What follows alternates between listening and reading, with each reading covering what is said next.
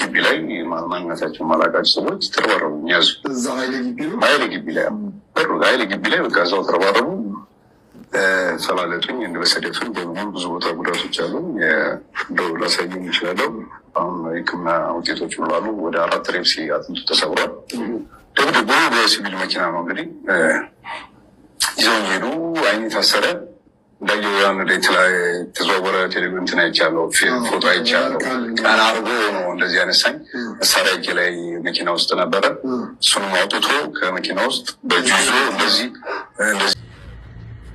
እንግዲህ ይህንን ካልን ዘንዳ ከዚሁ ከአትሌቶች ወሬ ጋር ተያይዞ ስለመረጃ ሳንወጣ ማለት ነው ከዚህ ቀደም ካጋራናችሁ መረጃ ከአትሌት ገለቴ ቡርቃ ጋር ተያይዞ የወጡ ጉዳዮች ነበረ። ከዛም በኋላ የተለያዩ ሀሳቦች በሰዎች ዘንድ ተንጸባርቀዋል፣ ተንሸራሽረዋል። ከህግ አንጻር የሚፈተሹ ጉዳዮች እንዳሉ ሆነው ህብረተሰቡ የራሱን አስተሳሰብ ሲያብራራም ነበረ። አሁን ላይ እየወጡ ያሉት መረጃዎች ባለቤቷን በሚዲያ በመቅረብ የራሱን እውነትና ያለበትን ሁኔታ አብራርቷል። አንድ ሁለት እየተባባሉ ጉዳዩን እየሰፋ ለጠጠ እየመጣም ነው። ሁለቱም ማለትም አትሌት ገለቴም የቀድሞ ባለቤቷም ሲለያዩ በተለያዩ ሚዲያዎች ላይም የራሳቸውን ሀሳብም ሲያንጸባርቁ ነበር።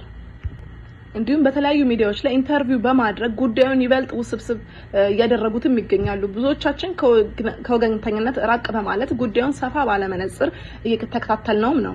የሚያስማማ ነገር ቢኖር አትሌቷ ንብረቷን እየተጠቀመችበት አይደለም። የተለያዩ የውድድር መድረኮች እንዲሁም ደግሞ ትሬኒንጎችን ቀርታለች፣ እየተካፈለችም አይደለም። ትዳሯን አታለች፣ ልጅም መውለድ አልቻለችም፣ ወይም ደግሞ የልጅ የመውለድ ፍላጎቷም አልተሰካም። ይሁን እንጂ እነዚህ ነገሮች ሁሉ ባለቤቷ ላይ ጣት ለመጠቆም ያስችላል ወይ የሚለው ሌላ ጉዳይ ነው። እናም አሁን ላይ ይህንን ጉዳይ ይበልጥ ውስብስብ እያደረገው እየመጣም ይገኛል። ባለቤቷም በሰጠው ኢንተርቪው ላይ እኔም በትዳሬ በደል ደርሶብኛል፣ እኔም በራሴ የኔ የምለው እውነት አለኝ በማለት ያሳለፋቸውን የህይወት ውጣ ውረዶች በትዳር ውስጥ ያሳለፋቸውን ጉዳዮች በሰይፉ ኦን ኢቢኤስ ላይ በማጋራት ችሏል። ከዛ በኋላም ብዙዎች ተገርመዋል። ብዙዎች እውነቱ የት ነው ያለው ብለው ይህንን ጉዳይ ሲያብሰለስሉትም ነበር። ነገር ግን ይህንን ጉዳይ ለምርመራ ጋዜጠኞች፣ ለሚመለከታቸው የመንግስት አካላት እንዲሁም የመብት ተሟጋቾች፣ የአትሌቲክስ ፌዴሬሽን፣ የኢትዮጵያ የህግ አካላት ቢሳተፉበት ነገሩ ከዚህ በላይ መወያያና መከራከሪያ ከመሆኑ በፊት ፍትህ ለማስፈን እንዲሁም ደግሞ የተበደለውን ሰው ለመካስ ያስችላል የሚል እምነት አለኝ። አትሌቷ ይወክለኛል ባለቻቸው ሰዎች የተለያዩ የዩቲዩብ ቻናሎች ላይ ተወካዮቿን በማቅረብ ሀሳቧን ስትገልጽም እንዲሁም ደግሞ ስትሞግት እየተስተዋለች ነው ማለት ነው። የተለያዩ የማይካዱ እውነታዎች አሉ አትሌቷ ላይ የተፈጸሙ ነገር ግን ሰሚ አጥቼ ነው ብላ ወደ ሚዲያ የቀረበችው በዚህም ነው ለመጀመሪያ ጊዜ። ነገር ግን ይህ ወደ መድረክ የመጣችበት የራሱ የተበደለችበትን ሀሳብ አጋርታለች። ነገር ግን ይህ ነገር መልኩን እየቀየረ ቃላት ጦርነት እስከመፍጠር ደርሷል። የለፋችበት ነውና ንብረቷን ማግኘት አለባት። በሌላ በኩል ደግሞ ባለቤቷም ሲናገር የተስተዋለው አትሌቷ ወይም ደግሞ ገለቴ ልጅ ያልወለደችበት እኔ ስላልፈለኩ ወይም ደግሞ በትዳር ውስጥ ልጅ እንዳይፈጠር እኔ ስለፈለኩ ሳይሆን ልጅ ያላገኘችበት ምክንያት በመታረግዝበት ጊዜ ውርጃ ስለገጠማት ነው ብሎ ሀሳቡን ገልጿል። በዚህ ላይ እኔ የተለያዩ ህመም ደርሰውብኝ ነበር በማለትም ገልጿል። የዳንኩት ወደ ሃይማኖቱ በሚፈቅደው ይመስለኛል የኦርቶዶክስ እምነት ተከታይ ነው።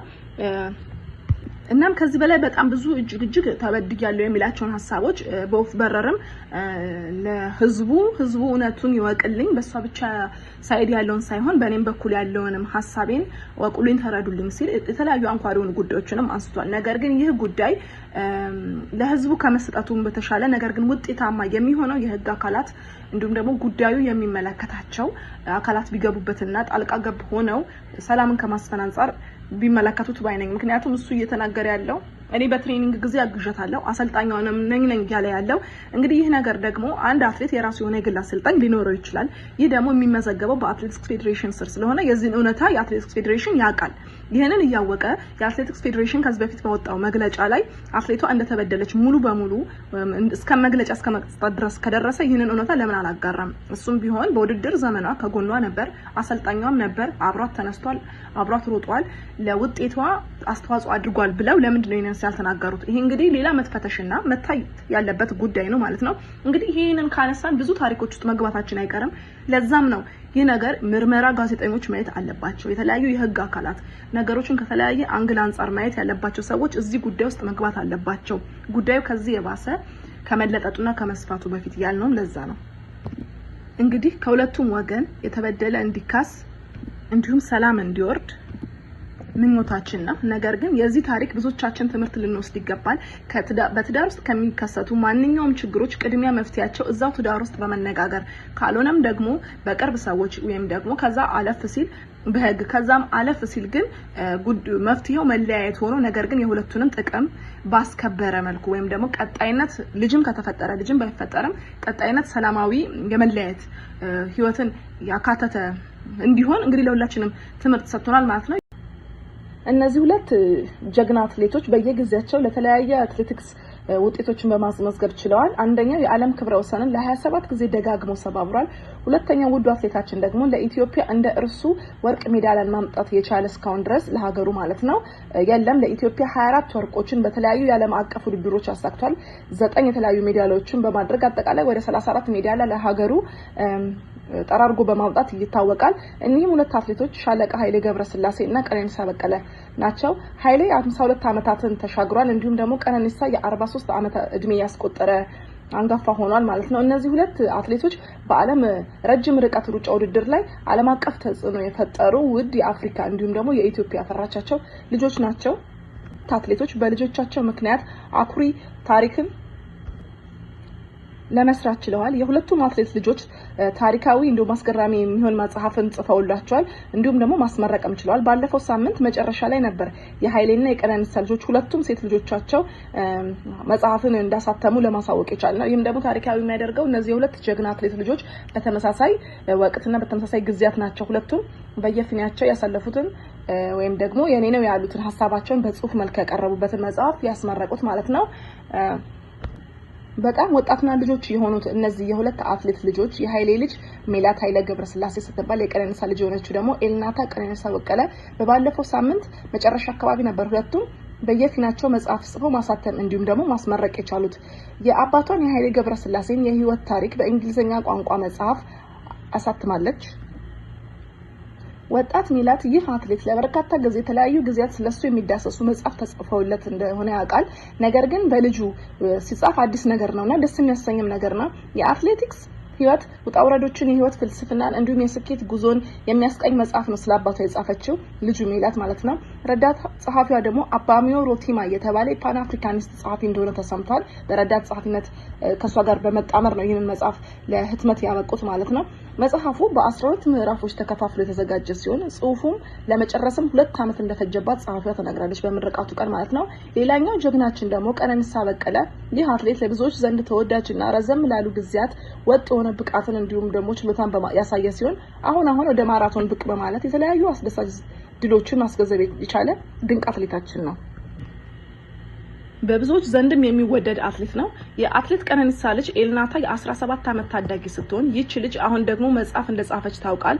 የግጥም መጽሐፍ ወይም ደግሞ የግጥም መድብል ነው ይዘ የቀረባችሁ ማለት ነው። ይህን ይዘት ያለው ጽሁፍ ይዛ ስትመጣ በሷ እድሜ ላሉ ልጆች እንደሚከብድም ይታወቃል። ምክንያቱም ያሉበት የእድሜ እርከን ሊኖር ይችላል እና ከተለያዩ ሀሳቦች የተለያዩ ሀሳቦችን ከማቅረብ አንጻር በሷ እድሜ ይጠቀሳል ወይም ደግሞ ይጻፋል ተብሎ የማይገመት ሀሳብ ነው ይዘ የመጣችው። በግጥም መድብሉ ምርቃት ቀን አባቷ ስለሷ ሲናገር ይህ ለሷ የመጀመሪያ መጽሐፏ ነው፣ በጣም ኮርችባታለሁ በማለት ተናግሯል። የግጥም መድብል 17 ግጥሞችን በውስጡ ያካተተ ሲሆን ሁላችንም ባንቺ ኮርተናል፣ እዚህ እድሜሽ ላይ ይህንን ስላደረግሽ ደስ ብሎናል በማለትም በጣም አመስግኗታል ልጁን ማለት ነው። ማለትም ቀነኒሳ በቀለ እንዲህ ሲል ሀሳቡንም ገልጿል። ልጅ ወድሻለሁ፣ ሀሳብሽን በጽሁፍ መልክ በማቅረብ በመቻልሽ ደስ ብሎኛል፣ እንዳደግሽ ማውቂያለሁ በማለት ነው ሀሳቡን ያሰፈረው በምርቃቱ ቀን ማለት ነው። በተለያዩ ትምህርት ቤቶች ለሽያጭ እንደሚቀርብም ታውቋል ማለት ነው ከመጪው መስከረም ጀምሮ ማለት ነው። እንዲሁም ደግሞ ለገበያም ላይ ይወጣል ተብሎ ይታሰባል። ይህ የግጥም መድብል ሰላም ላይ በዋነኝነት ትኩረት ያደረገ ሲሆን የወጣለት የሽያጭ የገንዘብ መጠን 350 ብር እንደሆነ በዚህም የገንዘብ መጠን ወደ ገበያው እንደሚወጣም እንዲሁም ደግሞ በብዙዎች ዘንድ እጅ ላይ ምን ሊገባ እንደሚችል ተነግሯል ማለት ነው ከአዘጋጆቹ። እንግዲህ በጣም የሚገርምና የሚያስደስት ነገር ነው። ይህ ከሁለቱ አትሌቶች ልጆች ጋር ያየነው ነገር ብዙ ጊዜ የምንመለከተው የአትሌቶች ልጆች ወይም ደግሞ ታላላቅ የሀብት እርከን ወይም ደግሞ የስልጣን እርከን ላይ ያሉ ሰዎች ልጆቻቸውን ከኢትዮጵያ ውጭ በማስተማር እንዲሁም ደግሞ ከኢትዮጵያ ውጭ በማኖር ለህዝቡ ቅርብ አይደሉም ብዙ ጊዜ ማለት ነው እና ነገር ግን ይህ ነገር አሁን ላይ የተቀረፈ ይመስላል። ይበልም የሚያሰኝ ነገር ነው ማለት ነው። እንደ ፕሮግራም አዘጋጅነታችን ይህ ነገር ጥሩ ነው ብለን እናስባለን።